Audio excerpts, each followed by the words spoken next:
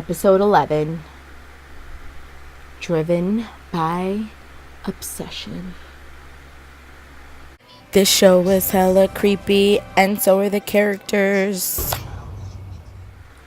What's up, you guys, and welcome back to Still by Gigi 101. And as usual, it wouldn't be a video with Gigi if I didn't drop something. And yes, I dropped setting spray because I always film at my vanity.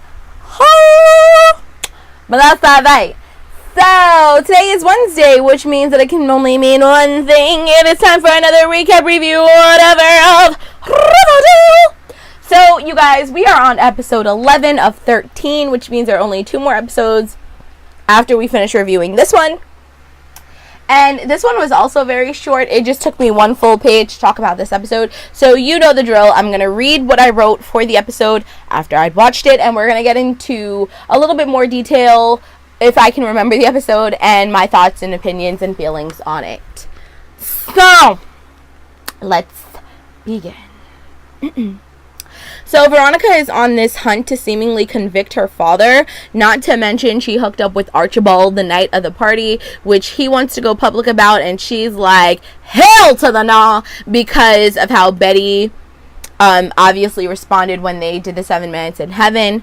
The Blossoms are clearly slowly poisoning Polly with a milkshake. Shockingly basic. So basically, since Polly's been staying and snooping around or whatever, Mrs. Blossom's been giving her a milkshake. I'm not sure if the milkshake is because Polly has been craving it or whatever, but I don't trust the Blossoms, so I know that there's something wrong with those milkshakes. And I did put that side-eye emoji. The one that looked like this. I put that emoji there. They find the ring that Jason gave to Polly as an engagement ring in Mrs. Blossom's stuff. So that was like a clue to really make you believe that the Blossoms did have something to do with Jason's death. Death? He's not deaf. His death. Mary Cherry stole it and said that she flushed it down the toilet as evidence to save the family, which her father was 100% proud of her about, which makes him look very suspectual, because she confronted them about it, and she said, well, Polly found it, and she took it and she threw it in the garbage because she didn't want anyone to think that her family had something to do with it. And the father was pleased with it. She asked the father why. The father said that Jason, when he went to go confront Jason about Polly, he said he wanted nothing to do with them and threw the ring at her. Now, if that were the truth, why would he have been so proud of Mary Cherry throwing the ring in the garbage or flushing it down the toilet? Why would he be so proud of that? Guilty. Polly, while snooping, found a room full of red wigs and Mr. Blossom with gray hair. Obviously, he wears a wig. Like, that toupee is so obvious. Everybody in town knows about that. I think it was just creepy because he had a room full of them. Like, really? How many wigs do you need? How many of the same wigs do you need? Come on, brah. Chill. You're bugging. Mrs. Cooper has a hunch about Juggy's dad and invites him and his dad to their house for dinner before homecoming. Betty invites her dad. Juggy's dad flips the script and almost rats out Mrs. Cooper. I'm assuming about the abortion, because they were kind of going tit for tat about it. Jughead was fully aware that his father was being interrogated, and he's kind of pissed at Betty, but it wasn't really Betty's fault because Betty tried to warn him, but Jughead was like really happy about being invited for a family dinner because Jughead is just assuming him and Betty are going to spend the rest of their lives together. I mean, come on. I felt that way about my high school sweetheart too. And now look at us. 28, he's engaged to someone else.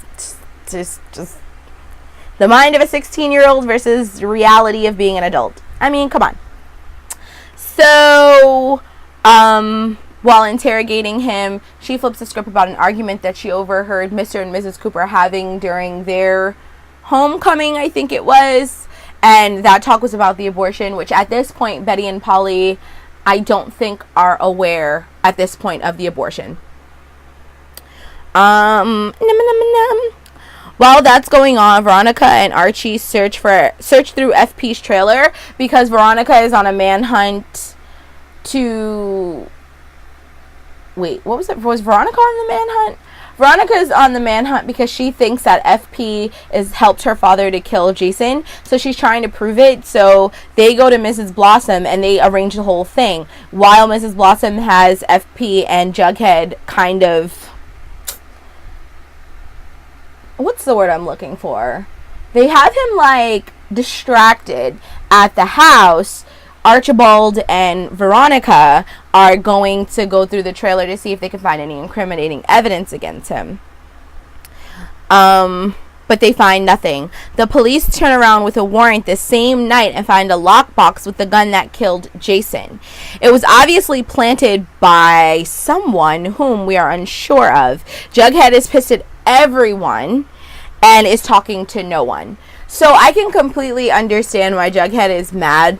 Betty was trying to explain to him, like, listen, I couldn't tell you, I tried to tell you that this was why my mom wanted you over for dinner, but you were so happy, and I really didn't want to upset you, I didn't want to make you sad or whatever. And Betty and Veronica are trying to tell him that, like, listen, what the police found was planted, because we went through the whole entire trailer. It's a trailer, it's not that big, come on. And they didn't find this lockbox they accused them of having. So that means someone must have planted the lockbox. Who planted the lockbox? I don't know. I'm going to assume who planted the lockbox was the person who actually killed Jason Blossom. So any thought that any of us had about FP being the killer, if what I said in last week's episode about the jacket did not convince you he's not the killer, then this of all things should convince you that he's not the killer. So let's recap the evidence that we have about the killer of Jason Blossom, and let's look at some suspects. So FP kind of seems suspectual because he had Jason's coat. However, when we saw him with the coat, he had Joaquin, which is Kevin's boyfriend, hide the coat and said that this was for insurance. Normally when people hide something for insurance, it's because they were in cahoots with someone that did something wrong. They didn't commit the actual act. So therefore, they keep something in case the person tries to like turn around and switch up the role and blame them. They now have evidence to show, okay, like who really done did it. Then let's talk about the fact of the lockbox. Archibald and Veronica looked through the whole entire house. There was no lockbox, especially not with the murder weapon. So it was clearly planted. So that's another evidence against FP. Showing not evidence against him, but like proof that like he couldn't have killed it. There's no way that he would have been that careless, and he did genuinely look surprised when they found the lockbox, because he was free. He was free like Free Willy, like go ahead, search the house, I don't care, you ain't gonna find nothing. And then they find the lockbox, and he genuinely looks surprised. So there is that. So obviously he gets arrested, which means what's gonna happen to Jughead.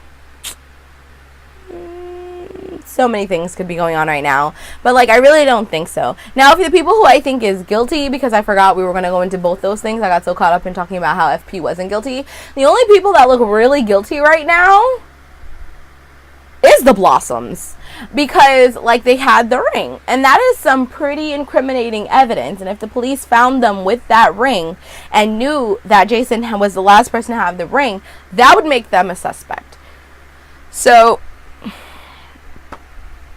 at this point, I'm starting to think that it was the Blossoms that killed Jason. I don't think that it was Mary Cherry who killed him, but I'm definitely thinking at this point that it was either the mother or the father.